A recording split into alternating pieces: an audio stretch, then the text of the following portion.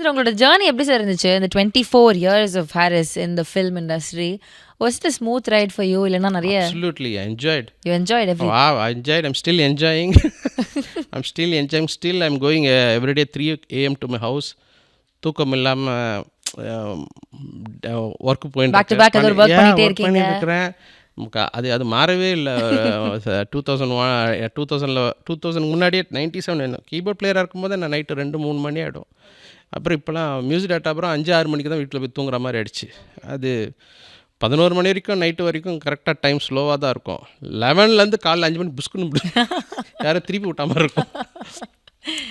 So that is but at the same time I'm sleeping well.